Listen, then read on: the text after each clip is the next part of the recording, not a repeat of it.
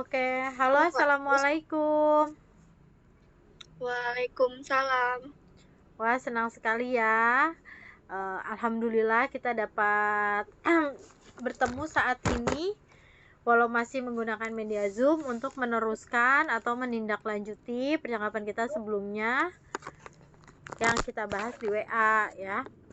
Oke, sebelum kita mulai, Ibu perkenalkan diri ya. Nama Ibu, sebentar ya, posisinya Ibu agak kurang ini.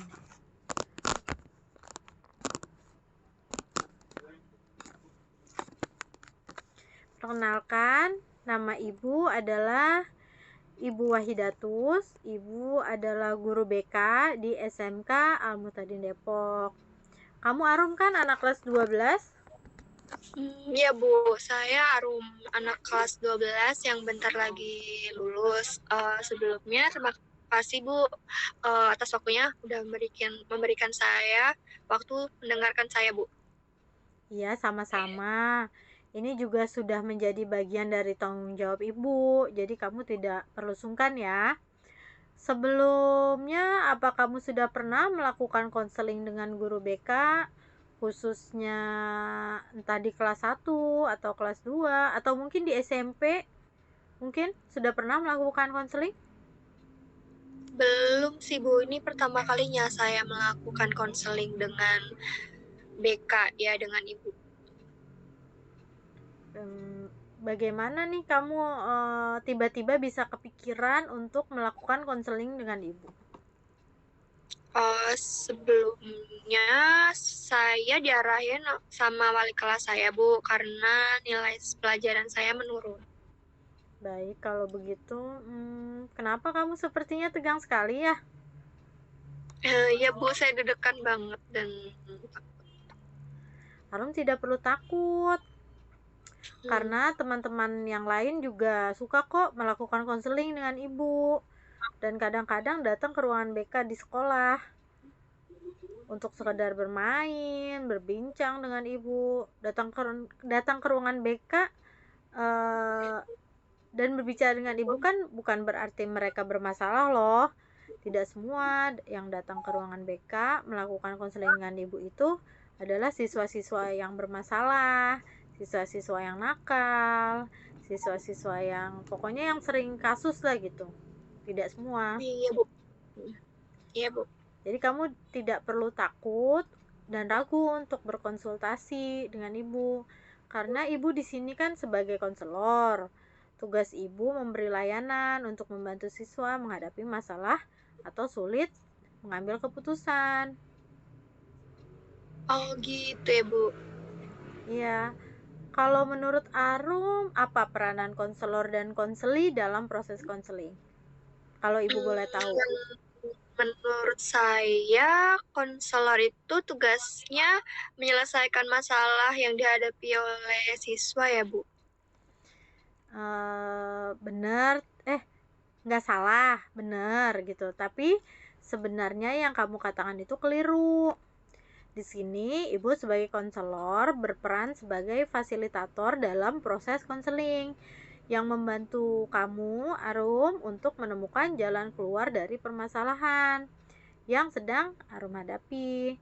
Sedangkan kamu sendiri berperan sebagai konseli yang berperan aktif untuk mengemukakan apa yang kamu alami secara jujur serta mampu menemukan sendiri jalan keluar dari permasalahan yang sedang Arum hadapi. Oh, seperti itu ya Bu ya. Saya kan berusaha aktif dalam proses ini Bu, tapi saya tidak mau jangan sampai teman saya tahu Bu. Kalau soal itu, Arum tidak perlu khawatir, karena dalam proses konseling itu ada kode etik yang menjamin kerahasiaan atau masalah yang sedang kamu hadapi.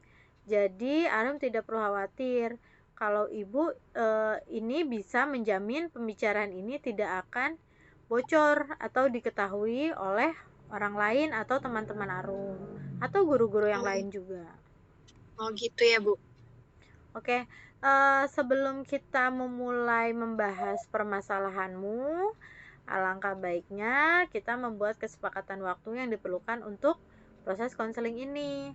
Apakah 30 menit sudah cukup untuk Arum melakukan proses konseling ini? Saya rasa sih cukup, Bu. Oke, kalau begitu kita kan sudah menyepakati waktu yang digunakan dalam proses konseling ini. Sekarang coba Arum ceritakan masalah apa sih yang sedang Arum hadapi saat ini? Oh, saya sedih, Bu. Belakangan ini saya sering dimarahin sama guru-guru. Sering dimarahin. Kenapa? Mungkin karena saya tidak mengerjakan tugas, Bu. Coba kamu ceritakan hal-hal yang membuat kamu tidak bisa mengerjakan tugas itu kenapa? Jadi saya itu rasa bosan belajar, Bu. Mulai dari jam 7 pagi harus belajar di sekolah, dan setelah pulang dari sekolah saya masih harus ikut les. Belum lagi saat pulang ke rumah harus ngerjain PR. Jadi kamu merasa bosan dengan aktivitasmu yang itu-itu aja? Iya, Bu. Kalau saya bosen, saya lebih milih tidur daripada ngerjain tugas. Terus saya gak ingin terlalu lelah, soalnya saya takut nantinya akan jatuh sakit jika terlalu memaksain diri. Jadi kalau kamu tidak mengerjakan tugas, apa kamu tidur lebih awal? Atau kamu menggantikannya dengan bangun tengah malam? Atau bangun subuh-subuh untuk mengerjakan tugasmu? Atau tidak Hmm, mengerjakan tugas sama sekali? Atau malah bermain handphone mungkin? Tidak, Bu. Saya tetap bangun seperti biasanya. Jadi meskipun kamu tidur lebih awal, kamu tetap bangun seperti biasanya dan tetap Iya, tidak Bu. mengerjakan tugasnya. Iya, saya saya tahu sih, Bu, yang saya lakukan itu tidak tepat, tapi ini membuat saya merasa nyaman. Saya sadar, Bu, seharusnya saya belajar dengan giat karena sebentar lagi saya akan ujian. Tapi kamu yakin itu tidak bangun tengah malam untuk bermain handphone atau menonton drakor seperti itu? Hmm, iya, Bu. Oke, kamu mengatakan kamu harus giat belajar untuk menghadapi ujian, tapi kamu merasa nyaman kalau tidur lebih awal dan tidak mengerjakan tugas. Iya, Bu, saya bingung harus gimana. Saya takut gagal saat ujian. Terus,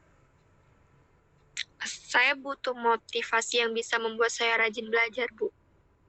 sekarang di sini Arum butuh motivasi untuk belajar karena takut gagal dalam ujian. Iya, Bu, soalnya kalau saya gini terus, saya akan gagal dalam ujian, Bu. Jadi, kamu juga merasa tertekan akan menghadapi ujian ini. Iya, saya takut gagal, Bu. Kalau saya gagal, orang tua saya pasti akan marah dan teman-teman akan menjauhin saya. Oke, Ibu mengerti dengan perasaan Arum. Berdasarkan ceritamu, kamu mulai bosan belajar karena jadwal belajarmu terlalu padat ya.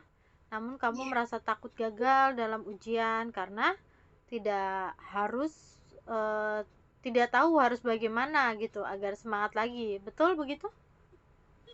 iya, Bu. Oke, Ibu paham dengan apa yang kamu alami sekarang. Pada dasarnya, kita memang akan mudah bosan ketika menjalani aktivitas yang itu-itu aja. Apalagi di umur Arum ini yang sekarang suka mencoba hal-hal yang baru dan menyenangkan. Orang-orang sih biasanya memanfaatkannya di kala weekend itu untuk berlibur, kumpul dengan keluarga, ataupun jalan-jalan dengan teman-teman untuk menghilangkan rasa penat karena aktivitas yang membosankan.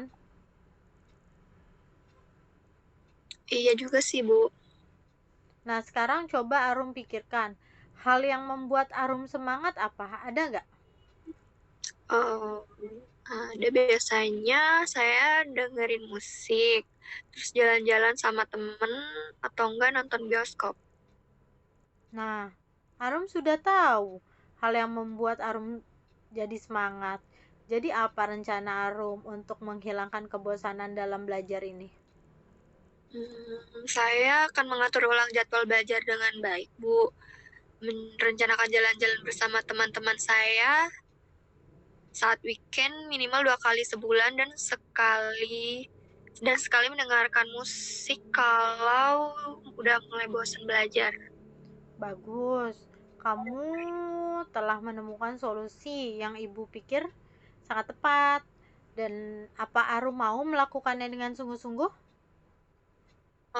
Ya Bu, mau tentu saja, soalnya kan saya mau meraih prestasi seperti dulu lagi. Ibu yakin kamu bisa. Kamu kan murid yang berprestasi. Kamu tentu tahu apa yang terbaik untuk diri kamu sendiri.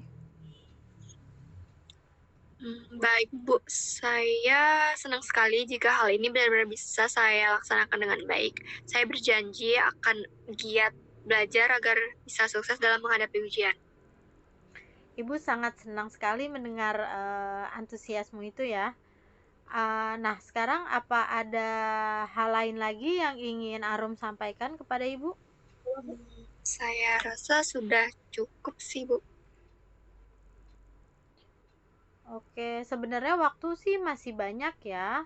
Tetapi karena Arum merasa sudah cukup, sudah tidak ada yang ingin disampaikan lagi. Jadi kita akhiri proses konselingnya sampai di sini ya. Iya Bu. Sebelumnya mari kita simpulkan dulu hasil pembicaraan atau hasil konseling kita hari ini. Di awal tadi Arum mengatakan bahwa prestasi Arum ini menurun. Semua itu diakibatkan karena Arum merasa jenuh dengan jadwal belajar yang padat dan tidak memiliki semangat belajar. Kemudian dalam mengatasi masalah tersebut, Arum berencana untuk mengatur waktu belajar, lalu meluangkan waktu jalan-jalan dengan teman-teman saat weekend, dan sesekali mendengarkan musik ya ketika Arum mulai bosan belajar. Bagaimana Arum?